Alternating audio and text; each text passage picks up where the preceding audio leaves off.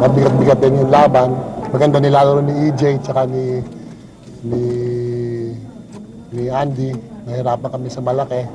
Papasalamat ako sa mga player na maski masama yung umpisa namin nung elimination round, naka-pick up din sila. And sana tuloy-tuloy na. It's gonna be a tough series, no, against San Miguel. From a number 7 team, making it to the finals. They're not the same San Miguel team when we played them right now. They're a different team compared to the way we played them nung first game when we beat them. We'll have difficulty matching up. We know their size. Anyway, we know that's been a problem since the start of this conference, yung size namin. But we were able to cope up with that. We were able to find means and ways to hide our weaknesses, and hopefully that we can match up with San Miguel, especially their post-up game. And welcome back mga kaibigan sa Araneta Coliseum, a jam-packed Coliseum today for game number 1 as we take a look at our Quick Tite starting 5. Brought to you by Quick Tite, the all-in-one glue technology by Loctite.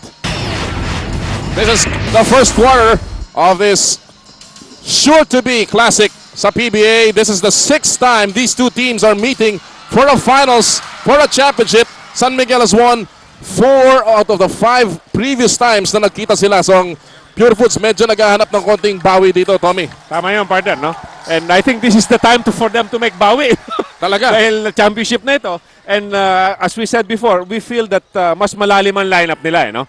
For every position, actually, they have 2 players to choose from, no? Malalim ang lineup, magaling ang import, mahusay ang coach. Ano pang hihingin mo? Correct. Alam mo, kanina nung tinatawag ang dalawang lineups during the call-in of the players, parang mas marami pang tao itong Purefoods dito sa Araneta Coliseum. And that just proves that these two teams are just perhaps 2 of the most popular teams, maybe next to Barangay Ginebra. Definitely, partner. Definitely. And the reason they're here also popularity-wise, because they've been also successful teams, no? You must remember Purefoods also made the finals on the All-Filipino, no?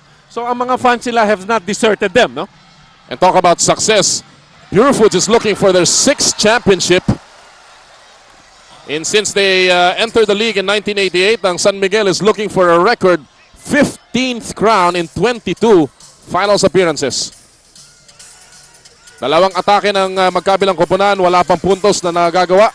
Sigel, natauhan ni Ildefonso, and that will be a very good matchup to watch. And Ray Evangelista is always known only for his offense, and he was the one principally responsible for stopping Todd Bernardo sa seri ng Mobiline. And today, he's taking on si Lamont Strothers. Correct, Strothers. And that's going to be a very, very interesting matchup too. Flight Brown using the right hand, shifting hands in midair. And partner, we see here Purefoods is coming out really determined, no? And this is what I was talking about, yung choice of when to put Castillo, when to put Evangelista. He has now made the choice that Evangelista will guard Strothers. Now, he has a choice later on of putting Brown on Strothers, no? This is where Castillo or the other players that he will use in his 9-man rotation when to come in. Wala na naman nangyari sa opensa ng San Miguel. Ganitong-ganito nung lumabas ang Purefoods laban sa Mobiline. Very intense. Sigel is hemmed in and he had nowhere to go. This will be one of the determining factors, partner. The performance of Andy Sigel underneath the basket, whether he will draw the double from San Miguel and be able to assist properly to his cutting or the shooters of his to Castillo or possibly to Alvin Patrimonio, no? Sa labas si Lamont Strothers, kapos. Patrimonio could not hang on to the ball. At ang bola mananatili sa panig ng San Miguel. Umpisa na naman si Lamont where he lives off minsan sa umpisa, no? Na walang tinatamaan. Well, Lamont Strothers actually struggled in Game 4 laban sa Batang Red Bull. He only scored 15 points, 2 points in the final half. And yet San Miguel won that one convincingly. And ang kadahilanan doon, of course, si Danny Sigel shot 26 points. Racela Ildefonso had 18 apiece. And alam mo, mabuti na lamang at gumawa yung mga players na yun. Kung hindi, we could have seen a Game 5 here. Definitely, partner. And that's the maturity of San Miguel, no? The maturity of both Danis, no? As we see Olson scoring, yung sinasabi natin, point guard will determine here, and he scored a last-second basket, no? And the maturity of an Olson Racela. Remember, this guy started his career with Purefoods. Could not get his career going dahil backup point guard lamang siya. Here's a great entry pass. Sablay si Sigel. Tapik. Wala pa rin makakuha. Ang bola lalabas. Babalik sa San Miguel. You know, I was talking about Racela. He started his career with Purefoods, could not get anywhere with Dindo Pumaren there. And sabi niya, makaalis nga. He was picked up by Ron Jacobs in a acclaimed player acquisition, and look at where he is now. A starting point guard, was a member of that Asian Games team, and he's now banging away from the outside against his former team. Definitely, partner. Actually, he came to Mobile Line. He came to us when he left Purefoods. And one of my regrets probably is not giving him enough money.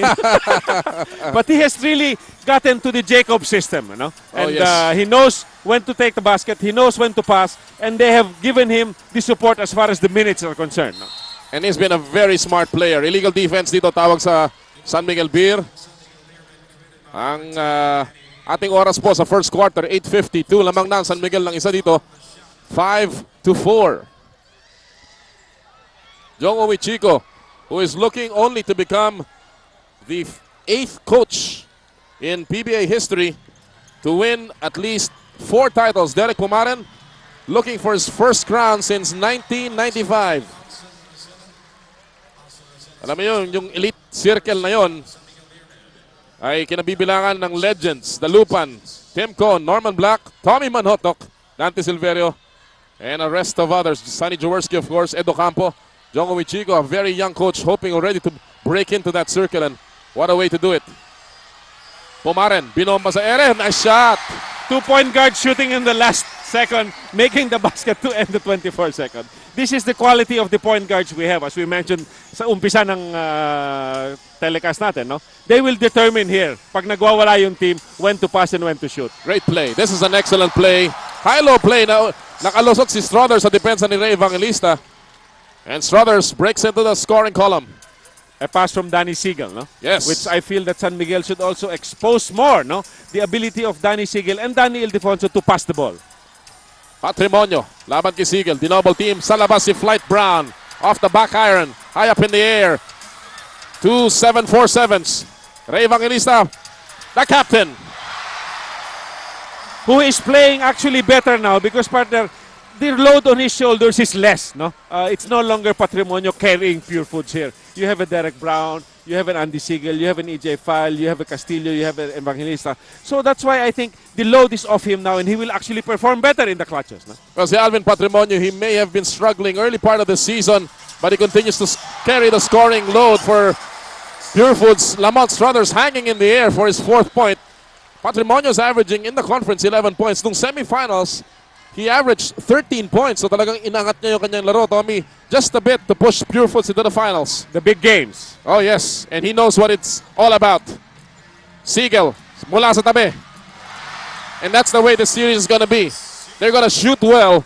Ang Purefoods and San Miguel will just have to defend well. Correct, partner. And we're seeing a very big quality game here for the first time. In the first 5 minutes, we have 10-9. Scores are made, but they have to earn it, no? Hindi give, in other words. And that's why this Coliseum is jam-packed. They know what kind of a series this is going to be.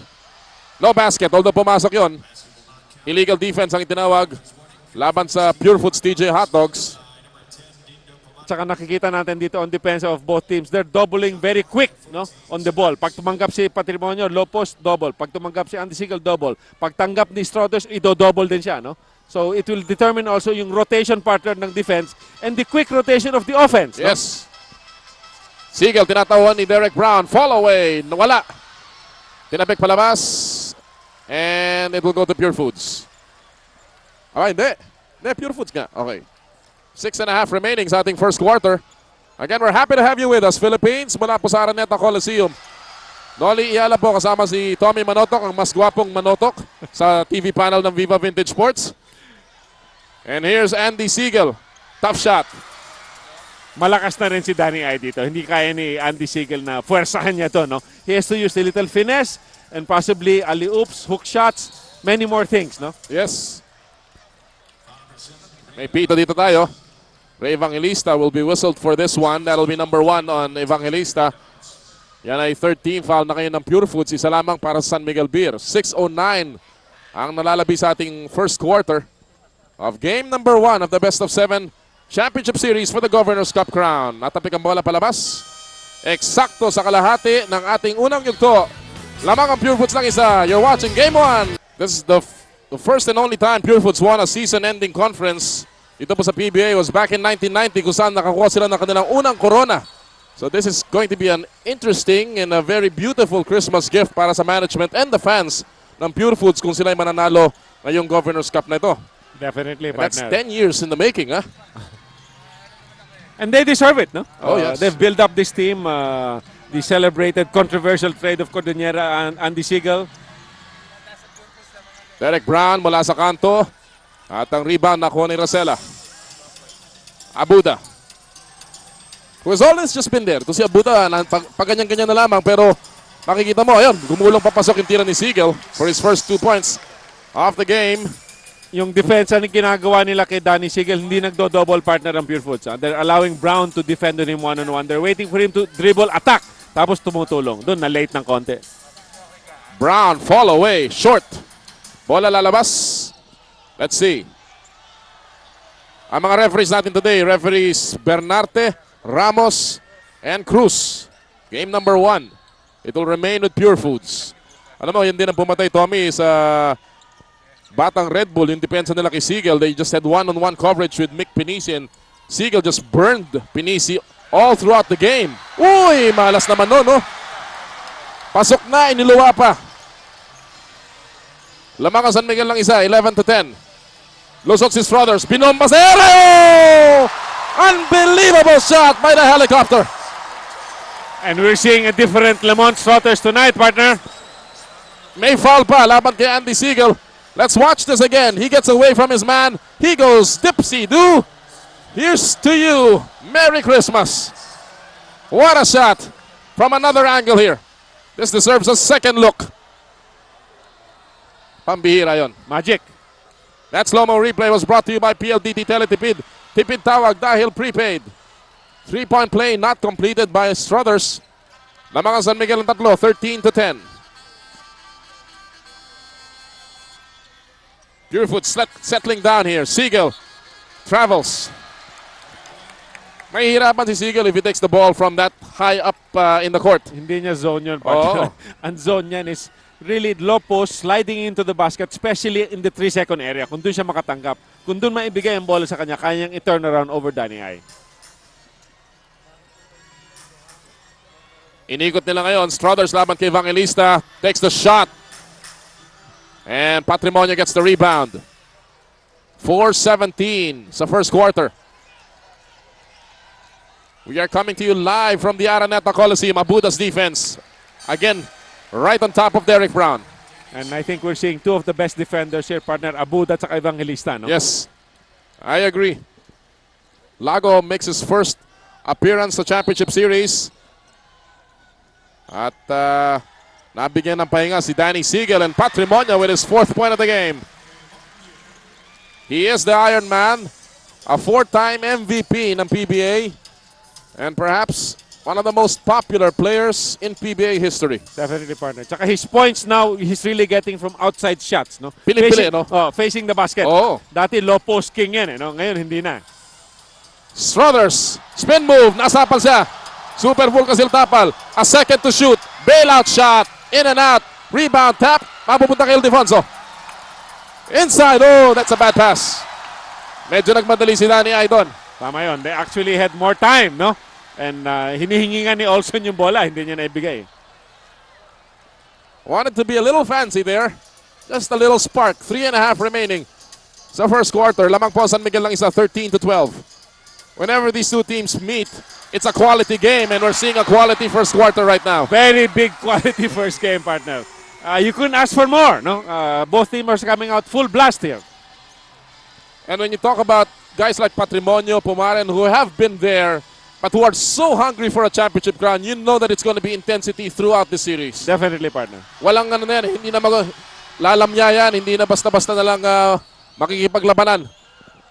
Bola natapik palabas, mananatili sa panig ng San Miguel. Lamang na po muli ang Purefoods TJ Hotdogs, 15-13 early in the first quarter.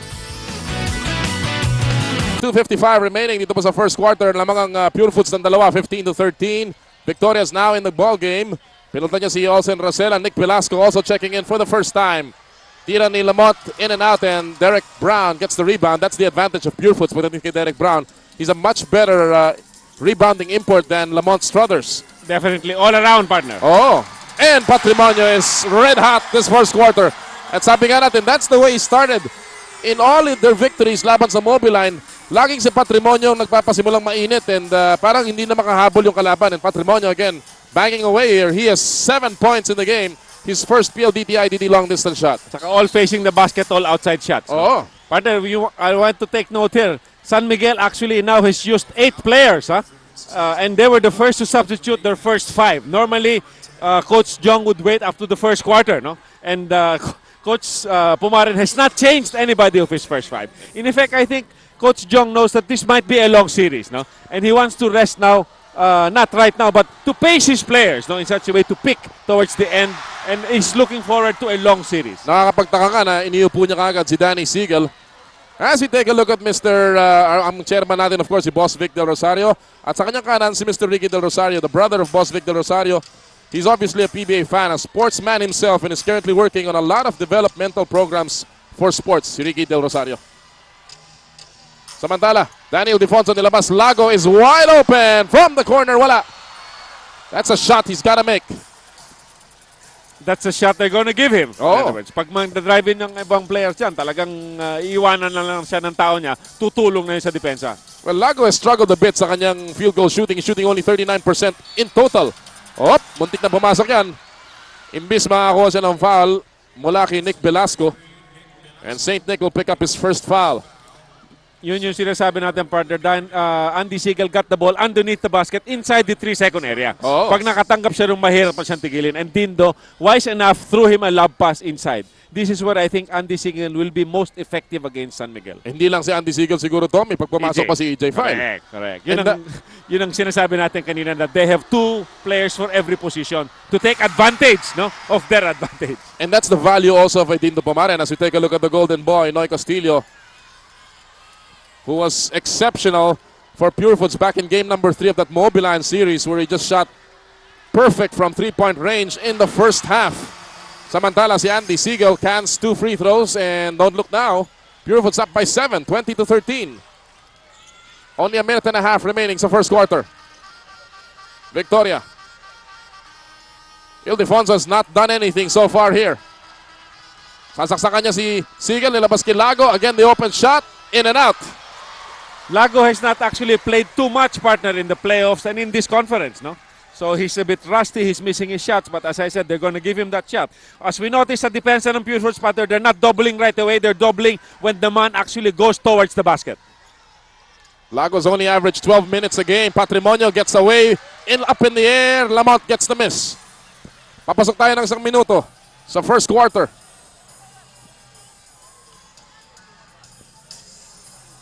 Strothers, bothered. Ito, magpipick and roll, partner. Binigyan ng screen. Libre-libre pero short ang kanyang tira. And here's Evangelista rushing up court. He goes all the way. And there's gonna be a foul laban kay Lamont. Challenge niya talaga si Lamont doon. Waiting for that foul and he got it. Well, si Evangelista was a scorer in his college days. And he's a natural lefty. So, medyo dun sa side na yun, talagang pwede niyang gamitin yung kanyang katawan. Correct. He protected the ball with his body. Kaliwete pa siya. And he actually initiated the contact to Strothers. Totoo yan. One of my favorite players, partner. I feel very underrated. Ito si Evangelista. And he will prove his worth, I feel, in this series. If they will win this series, it is because of his defense with Strothers and his all-around athletic ability. And right now, he has added on to that Purefoods lead. It's up to 9. There's a whistle. Another foul here by Evangelista. And that's not a very good foul to give. Sayang. Yung full court press ng Purefoods actually is not really to foul, no? Dapat yun na pinabayaan na lang muna niya. Just follow, to delay na lang, no? To waste the time para pagbaba, hindi na makapag-ball movement masyado ang San Miguel. Lamont Strothers. Double screen. Correct. High up there. Strothers sees a little bit of an opening. A nice move from the helicopter. It's been a while na nakapuntos ang San Miguel. Pero tatatlo lamang ang gumagawa ng puntos sa San Miguel. Lahat ng starters ng Purefoods nakagawa na ng puntos. Boyd Fernandez is now in the game. Only 4 seconds remaining here. Brown kicks it out. Patrimonio from the corner pocket. He's not Bata Reyes. He's Alvin Patrimonio. And what a quarter for the captain. Dalawang PLDT IDD long distance shots. The last one from the corner. 10 points in the first quarter, and Purefoods has a commanding 10-point lead after the first 12 minutes of game number 1.